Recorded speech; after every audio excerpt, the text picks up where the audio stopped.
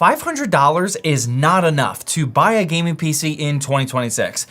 But it is enough to build one. The value comparison between a PC and a console has drastically changed over the last few months now that we gotta pay hundreds of dollars more for RAM, SSDs, and soon to be GPUs. If you have $500 and just wanna buy a gaming device that's ready to go, I actually would go with the console right now. But if you wanna spend the time learning how to pick all the correct parts and then putting them all together, this price range is still possible. This $500 fully custom build cranked out 89 FPS in Battlefield 6 and even 95 FPS in Valve's new Deadlock, all in 1080p. And as you can see, this isn't a Dell Optiplex or an office PC converted into a gaming PC, it's all fully custom parts, and I'll make this build guide video as easy to copy as possible. And real quickly, if you're new around here, my name is Zach, and budget builds like this are kind of my specialty, but I can help you with anything gaming PC related. I have build guide videos of all different price ranges, a ton of totally free PC building tools and resources on my website, and I even sell pre-builts on zttbuilds.com. My job isn't to sway you one way or another, it's just to show you all of the available options like this $500 fully custom gaming PC for 2026.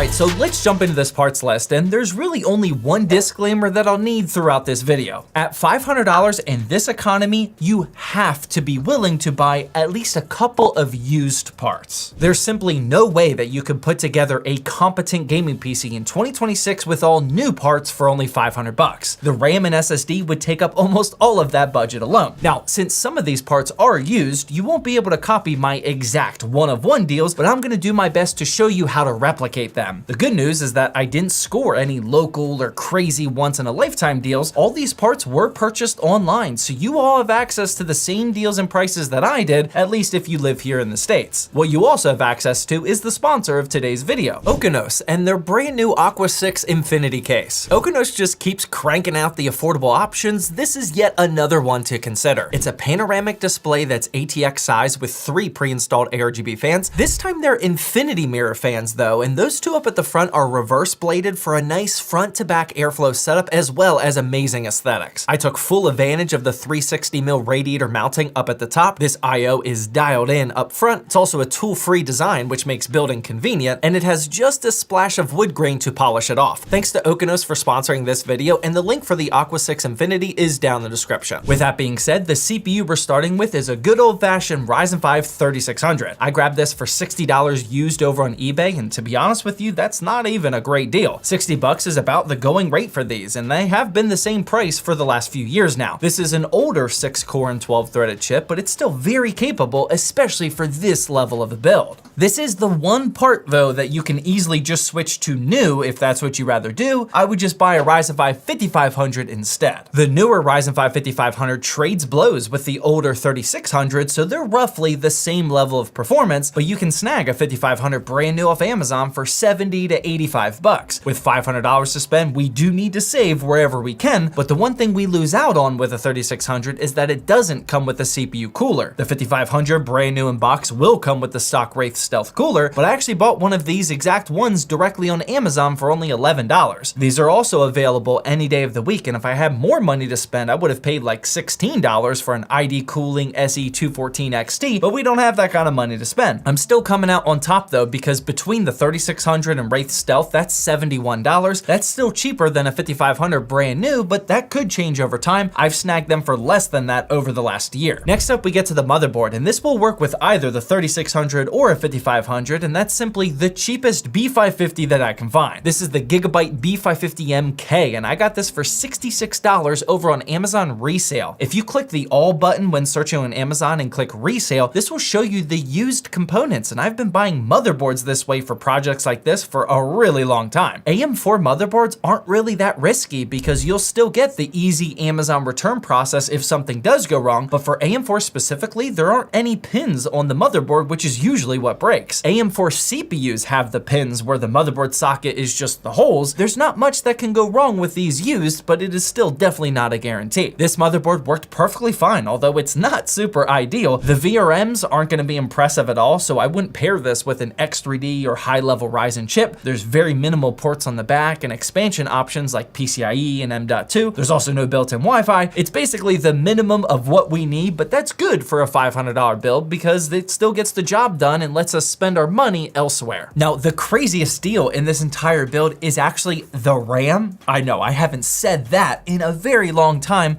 but I'll admit I did get a little lucky with this kit. This is a crucial 2x8GB DDR4 kit that's clocked at 4,000 megahertz with a CL rating of just 18. Even before the RAM shortage, I honestly don't think I've ever used DDR4 this fast. Usually I'm buying kits at 32 or 3600 megahertz, and that's plenty fast enough. 4,000 megahertz is seriously impressive, and we had no problems just enabling that with XMP in the BIOS. Now, yes, I know it's from Crucial and they're on my list because of how they abandoned the consumer market, but I bought this used, so it's not like I'm sending any additional money to them. I grabbed this used kit off Jawa for only $90, and yeah, 6 months ago that would have been a terrible deal, but in 2026, it's the best deal in my entire build. 16 gig DDR4 kits at slower speeds are usually going for $130 to $150 now, which even hurts just to say, but yeah, $90 is a steal and a half right now considering our current market. Now, to balance this all out, we have the worst deal or product in this entire build, which is probably the SSD, and I don't even know how to pronounce this one. It's the Ayoveti 512 gigabyte SSD, which was just the cheapest Gen 3 NVMe that I could find used or new. I bought this brand new off Amazon for $82, and that was indeed by far the cheapest half a terabyte drive that I could even find. And yeah, if you thought that we would squeeze a 1 terabyte NVMe into a $500 build in early 2026, you probably just aren't up with the times, because even this is actually a pretty good price. We honestly had no issues with this drive though, and it worked pretty well for benchmarking. I have no idea how long this will last or what the warranty policy or customer support looks like, but for now it's fine, and the reviews on Amazon were good enough for me to take the gamble. Next up, we have the power supply, and at this point, this isn't a gamble at all. It's yet again the Raid Max Cobra 650 watt unit that I got on Newegg for $35, but it's been available at $40 for several months now. If you're new around here, this might sound like a wild card, but longtime viewers or even people that have just watched the last few videos, they have all seen this in dozens of builds, and it's rated tier C by the experts, so it's good enough for budget PCs like this. 650 watts is more than enough for our CPU and GPU combo. We'll talk about the GPU here soon, but it's also ATX 3.1 and 80 plus gold certified. It's some of the best value for budget builds right now, and I really hope this deal doesn't go away anytime soon. After that, we get to the case, and now this one is definitely a gamble because I didn't know anything about it. It's the GameMax Defender, which is sitting on Newegg brand new for just 50 bucks. I think that price is creeping up a little bit, just as a heads up, but Newegg always has other cheap case options like this, which will get the job done. GameMax and DIY PC are the cheaper brands, and you won't get any bells or whistles, but it's at least good enough for our PC today. This Defender has 4 pre-installed ARGB fans, and it's on the bigger side of micro ATX cases. The cable management was a little scary as soon as I looked at it. I build all these PCs on my Twitch live stream, so feel free to drop a follow, but over the course of building inside of here, it really wasn't all that terrible. There's a huge PSU basement where you can hide the excess cables, and there's enough zip tie down points to keep most of it looking decently neat. Not gonna win any award for cable management inside of this thing, but again, just like most of the other parts, it gets the job done and it has enough airflow. Now finally, we have one more component in here, which is of course the GPU, and I'm not gonna lie, this is actually one of my best deals that I've gotten, maybe for the whole year. This is a Gigabyte OC RTX 2060, and it was listed over on Jawa for only $115. That is not the standard price these days for a 2060. They're usually a bit higher, around $130 to $140, but this was listed by the official Jawa account and specifically lower in price because it was labeled as scratched and dented. I went through the pictures and didn't see anything crazy. There's just a couple of nicks here and there, but overall it's not in terrible shape. The official Jawa account sells the GPUs that were traded in from other customers, so I think this was them just playing it safe a little bit and making sure nobody would be unhappy purchasing a GPU that's a little banged up. In 2026, for a $500 gaming PC, we have to make some compromises, and a scratched GPU is perfectly fine for someone like me. The Ryzen 5 3600 and RTX 2060 have been a proven and reliable combo for so many years now. They started off as some solid price to performance mid-range value that's dipped down now to entry or budget level, but it's still pretty good, as we'll see in the benchmarking section. Before that though, here's what my final parts list looks like, and as you can see, my total came out to $509. Honestly, I'm pretty happy with that given today's current market. Please don't compare this parts list to previous $500 build guides before all the shortages, because those will completely smoke this one in terms of FPS per dollar value. But for 2026 and not using an OEM OEM PC as our starting point, I'm glad that this is at least possible if you're willing to hunt for a few good used deals. Let's jump into some benchmarks though and see what we're looking like. And the first game up is Helldivers 2 because we need all the help we can get spreading democracy. In 1080p with medium settings, this $500 build cranked out 67 FPS. I totally did not put that in the video on purpose, and as I'm writing the script for this video, I'm regretting choosing this one to showcase. But again, spreading democracy is the most important thing, but I'm sorry for ruining the comment section with this benchmark. Next up, here's Battlefield 6 running in 1080p low, and here we got 89 FPS. We also tested the brand new Resident Evil Requiem, which we actually have a dedicated budget GPU benchmarking video for, and in 1080p low, we got 68 FPS, which is pretty impressive for a brand new title. Here's also Marvel Rivals in 1080p very low, getting 93 FPS, and here's Cyberpunk in 1080p medium, getting 74. Here's the rest of the games that we tested, and yeah, everything is playable and good enough, at least in my book. This is honestly a little comforting knowing that this is a $500 build during these crazy tough times as a PC builder. If you want to see the full benchmarking run with more games and longer gameplay clips, that video was just uploaded to the Zach'sTech Extras channel. But yeah, hopefully this shines some light that this price range is still possible, but only if you're willing to buy some used or even scratch and dented parts. If you want to see what an even cheaper $300 gaming PC looks like in 2026, that video is up on the screen right now.